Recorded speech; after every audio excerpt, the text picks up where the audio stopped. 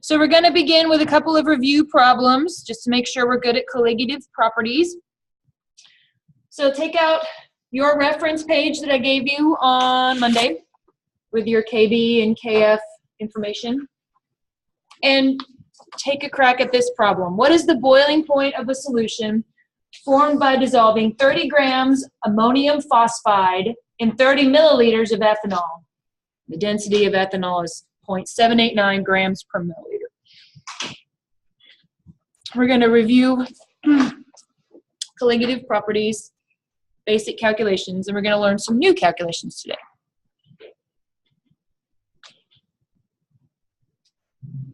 I'm going to pause the recording real quick. Okay, let's go over the answer here. So this is like what we did on Monday, right? This isn't anything different from what we did on Monday. We need to figure out the molality, right? And then we need our handout, which, by the way, will be given to you on tests, quizzes, okay? I'm not going to make you memorize this stuff. So anything that's on here on this handout, which is also on page 487, I will give to you, okay? Now, the one in your book, it only has like 4 substances, whereas this one has 8. So we're going to be using this one. All right, so the first thing we got to do is we got to calculate the molality, right? So the formula for molality is moles per kilogram, right? Moles per kilogram. So we need to convert grams to moles. I came up with 85.1 approximate molar mass. Did you? Somewhere in that neighborhood, depending on how you rounded. Carrying out extra digits here because we're going to round at the end. That gives me my numerator. To get the denominator, right, that's where density comes in because this is 30 milliliters. Well, how do I convert a volume into a mass? The only way I can do that is by using density. So I told you in the problem that the density was 0.789 grams per milliliter. So when you multiply volume times density, milliliters cancel and you're left with grams, which we then need to convert to kilograms. Do we agree on this part? We agreeing so far? Now once we know the numerator and the denominator, we can calculate molality. Is this the number we use as the molality in the calculation though? How many ions am I dealing with here? What's the Van Hoff factor? 4, right? It's 4. Because when this thing dissociates, you get 3 ammoniums and 1 phosphide, right? You get 3 ammoniums and 1 phosphide because it's NH4,3P. So we're going to multiply that by 4. Remember, colligative properties don't depend on the identity. They only depend on the concentration, right? So it doesn't matter what the identity of those ions is. It just matters what their concentration is. That's why we're multiplying by 4, because when NH4,3P dissociates, you get 4 ions, right? 3 ammoniums and 1 phosphide. So we take this molality that we just calculated and we multiply by 4. Now we're carrying out extra decimal places, right? Because we're going to do a rounding at the very end. Now we calculate delta TB, right? Delta means change in temperature. So that's KB times the molality. So this 1.22, where'd that come from? What's our solvent here? It's ethanol, right? So you look up the KB for ethanol, 1.22. Okay. Multiply that by the molality that we just got. Now this is the change in boiling point. So do I add that to the normal boiling point or do I subtract it from the normal boiling point? This is boiling point elevation, right? So I add that to the normal boiling point. How do I know the normal boiling point? Unless you just know that off the top of your head. Normal boiling point of ethanol is 78.5 degrees Celsius. All right, so we're going to take this value and add it to the normal boiling point. So we get 151.2 degrees Celsius. Right? Solutions boil at higher temperatures and they freeze at lower temperatures. Boiling point elevation, freezing point depression. Do we remember how to do this? Feeling good? Ready to try another one? We're going to try one more. All right, do this one. Just a review before we move on to something new. What's the freezing point of a solution formed by dissolving 14.9 grams hexane, and there's the formula for hexane, in 20 milliliters of benzene? Benzene has the formula C6H6, if that matters to you. Its density is 0.8786 grams per milliliter.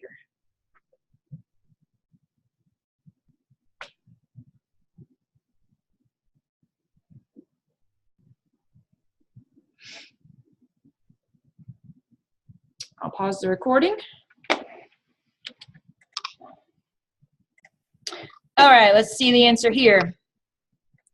So this one is a freezing point question, right? So when we're doing freezing point, do we add it to the normal freezing point or subtract it from the normal freezing point? We subtract, right? This is freezing point depression. Now keep in mind, your handout calls it melting point, right? Is melting point the same thing as freezing point? Yes, it just depends on which direction you're going, right? If you're increasing the temperature versus if you're decreasing the temperature, right? So don't be thrown off by that.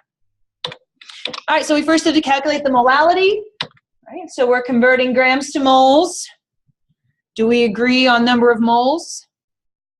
Now we need to get the mass in kilograms, right? So volume times density gives me mass in grams, because my density is in grams per milliliter. So when I multiply volume times density, those volumes cancel and I get a unit of grams, which I then convert to kilograms.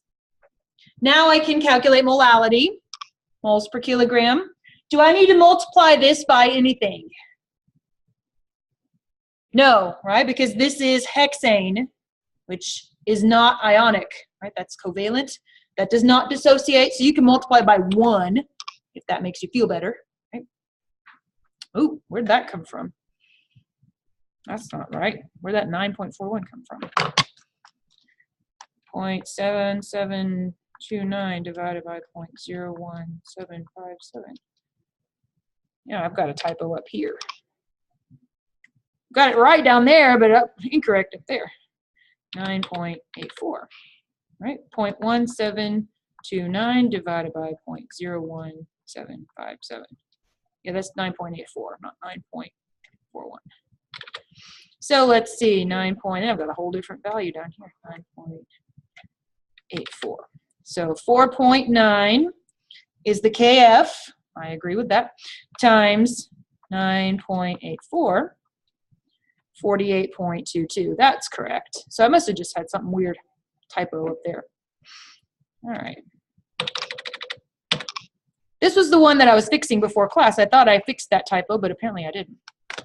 Right, so there's my delta TF, which I then add or subtract. Subtract, right? So I subtract it from the normal freezing point.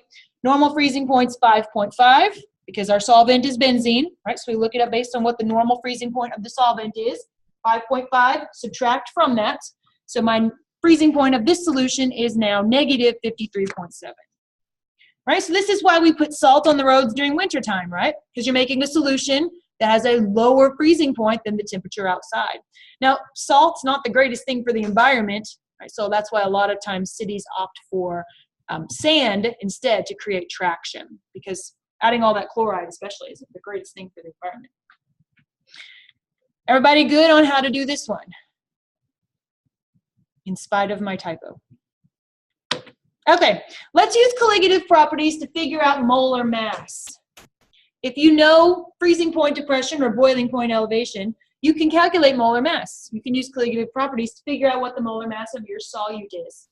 Right, so just a reminder, molar mass is grams per mole, right? That's the units of molar mass. Molar mass is what mass does 1 mole have, right?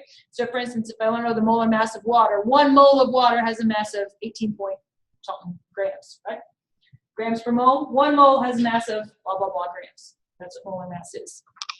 So we can use colligative properties to figure out molar mass. And that's what we're going to do. Now these calculations are no more difficult than what we just did. They're just a little different. Okay, it's not any more challenging. It's just slightly different. We're going to modify what we do just a little bit. So let's do this one together. We're going to do it together. A solution was prepared by dissolving 18 grams glucose in 150 grams of water. The resulting solution had a boiling point of 100.34 degrees Celsius.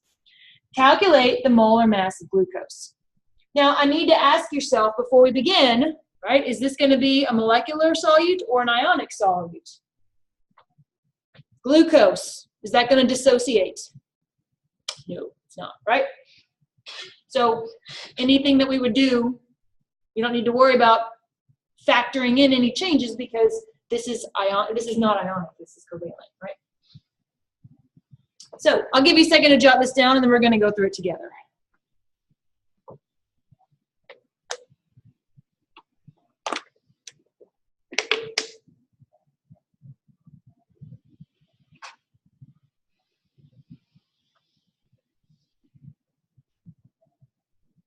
You need to know the initial mass, right? The initial mass is 18 grams. That's important.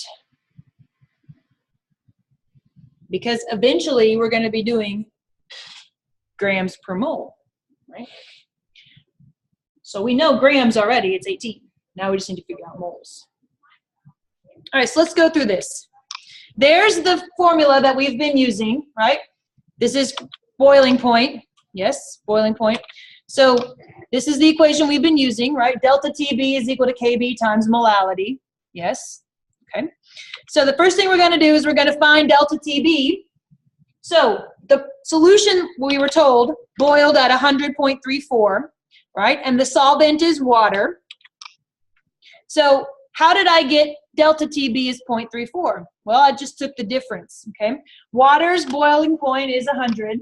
My solution boiled at 100.34, so what's the difference there? Is just 0.34 degrees Celsius. Okay, is everybody good on how I found delta TB? I was told in the problem what the solution's boiling point was. I know what the normal boiling point is, therefore the difference between those two is delta TB. Now we're going to find KB, which we just look up, right? This is water. So the KB for water is 0.51 degrees Celsius per mole. All right, so we just look that up. Now we're going to plug into this equation. Where did my pointer go? There it is. We're going to plug into this equation right here. We know delta TB, we know KB, so we can solve for M. Right? We can solve for molality. So molality is just delta TB over KB. I just rearranged it. So delta TB over KB. This gives me my molality.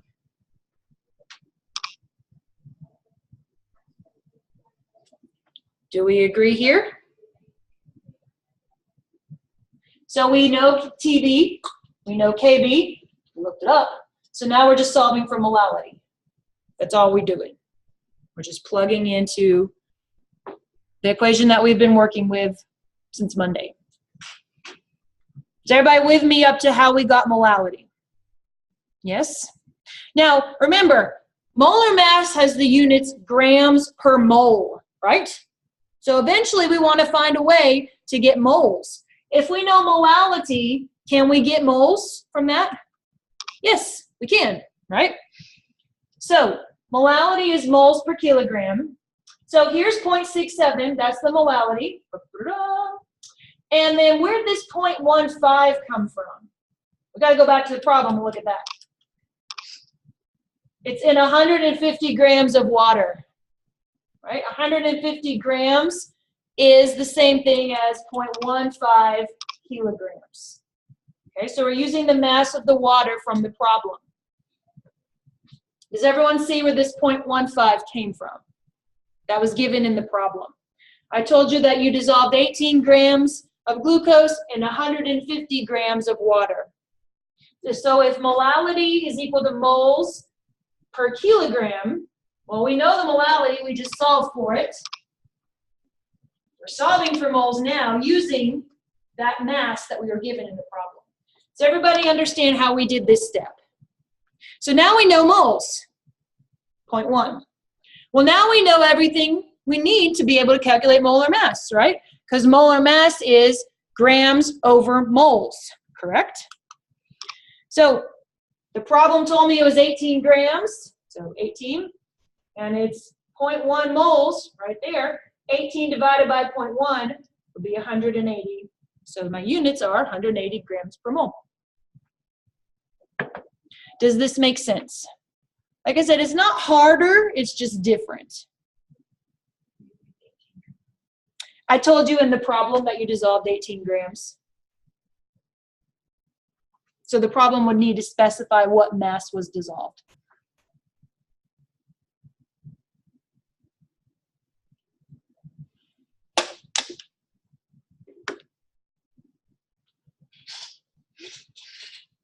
Does this one make sense? Like I said, it's not harder, it's just different.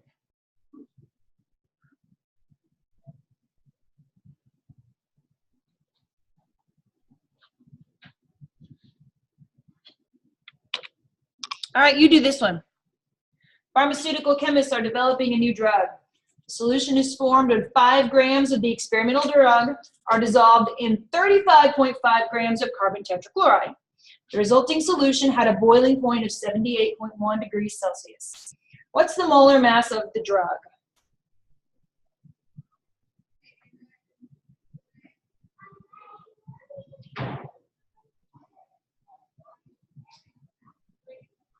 I'll pause the video.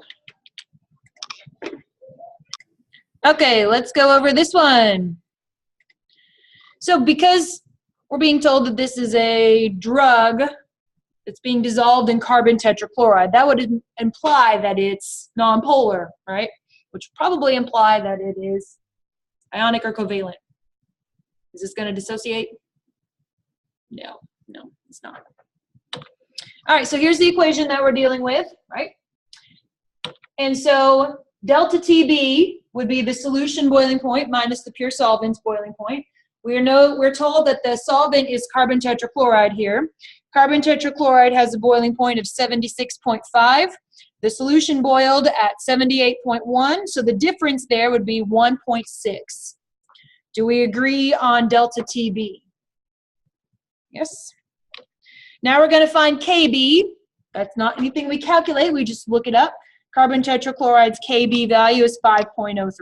So all we did was look it up. Now we're going to plug into this equation at the top to solve for the molality. If delta TB is KB times M, then M must be delta TB over KB. So 1.6 divided by 5.03. So the molality is 0.3181 moles per kilogram. Do we agree on the molality? Any questions on how we got the molality?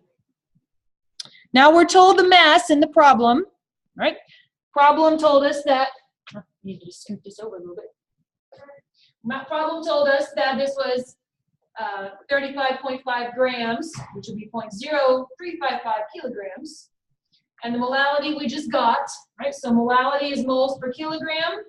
So molality is equal to moles, which is X, per kilogram, which comes from the problem. So number of moles, I got 0.011293. We're carrying out extra decimal places.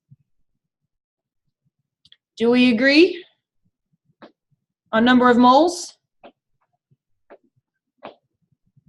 Now that we're in the home stretch, what's the last thing we do? Grams over moles, right? Problem told us it was 5 grams. So we take the problem's number, 5 grams, divided by the number of moles that we just calculated. Molar mass, therefore, would be 443 grams per mole, which is a reasonable molar mass for a pharmaceutical drug. That's a reasonable molar mass. Those are big molecules.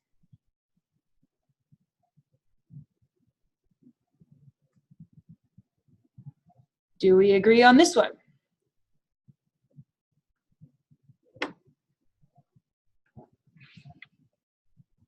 All right, see if you can do this one. A sample of a hormone with a mass of 0.546 grams is dissolved in 15 grams of benzene. The freezing point depression was 0.24 degrees Celsius. What is the molar mass of this hormone?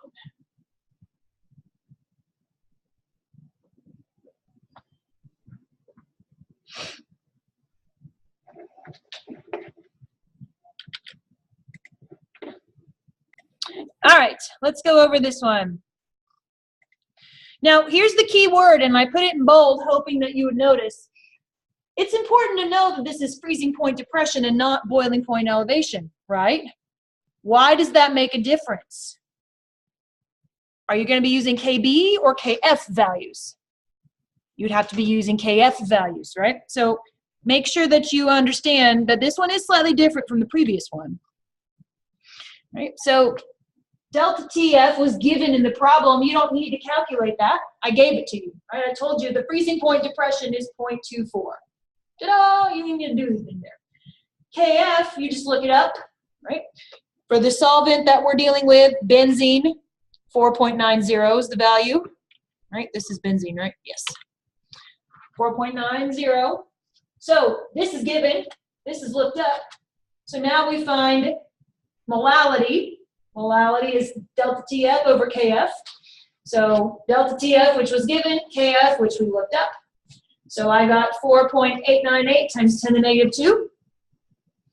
Now we're going to use molality to get number of moles. Okay. So if molality is 4.898 times 10 to the negative 2, and the problem told me the mass in grams, right? If you go back to the problem, it says 15 grams. So 15 grams is the same thing as 0.01500 kilograms. So this comes from right here. This comes from the problem. The number of moles I got, 7.35 times 10 to the negative 4th. Now we figure out molar mass. Molar mass is grams over moles. The problem told me that it was 0.546 grams. So 0.546 grams divided by number of moles, 742 grams per mole. Is that a reasonable molar mass for a hormone? Yes, it is. We don't know which hormone it is, but that is a reasonable molar mass for any biomolecule. Those are big molecules.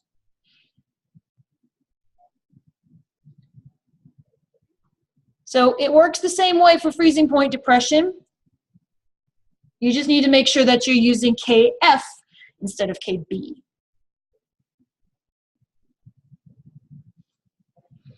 Questions on this one? If you made a mistake, you see we made it.